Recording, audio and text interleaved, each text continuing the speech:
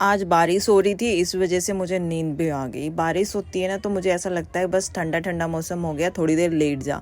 मैं यहाँ पे 1 डेढ़ घंटे लेटी थी, फिर उसके बाद मैं उठ के लग गई शाम वाली सब्जी बनाने के लिए।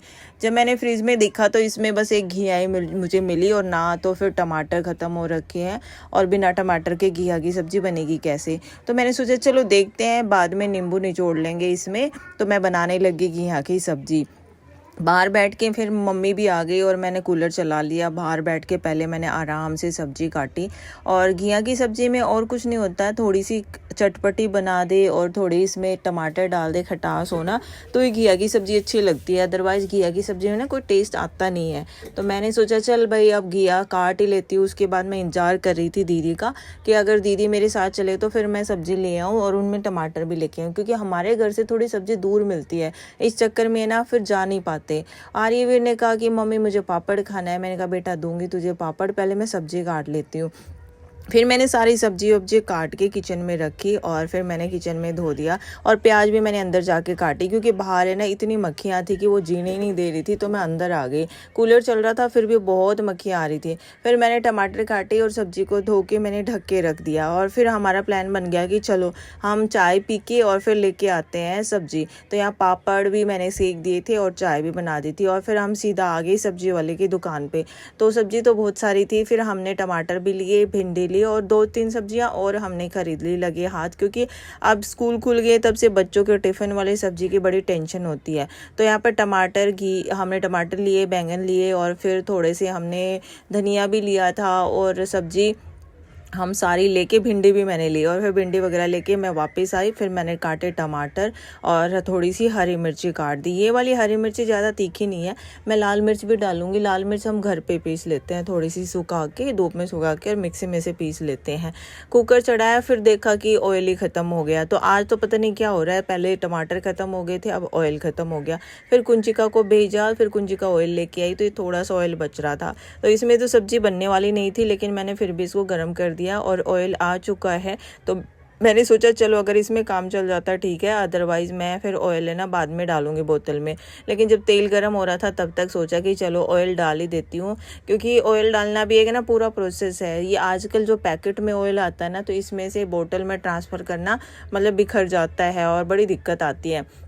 लेकिन मेरे को तो आदत पड़ रही है। मेरे को क्या, सभी जो गृहिणी होती हैं किचन में काम करते सभी को आदत पड़ रही है।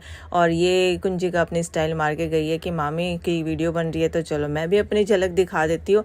बचा खुचा ऑयल मैंने इसमें कुकर में टपका लिया और थैली ऊपर रख के मैंने बोतल खुली रख दी, क्योंकि जितनी भी ऑयल की बूंदें हैं वो सारी उस बोतल में आ जाएंगे। मैं जामुन लेके आई हूँ, कल मम्मी पड़ोस वाली आंटी के वहाँ पेड़ है जामुन का पेड़, तो वहाँ से ला के धो के फ्रिज में रखी हुई थी। और जामुन इतनी टेस्टी लगती है ना, ये वाली बहुत ही टेस्टी लगती हैं। तो लगे हाथ मैंने जामुन भी खाती रही, और मैं फिर यहाँ पे सब्जी झोंकने की पूरी तैयारी कर ली। तो मैंने डाला पहले थोड़ा सा नमक, और फिर मैंने जीरा, और फिर मैंने प्याज डाल दी।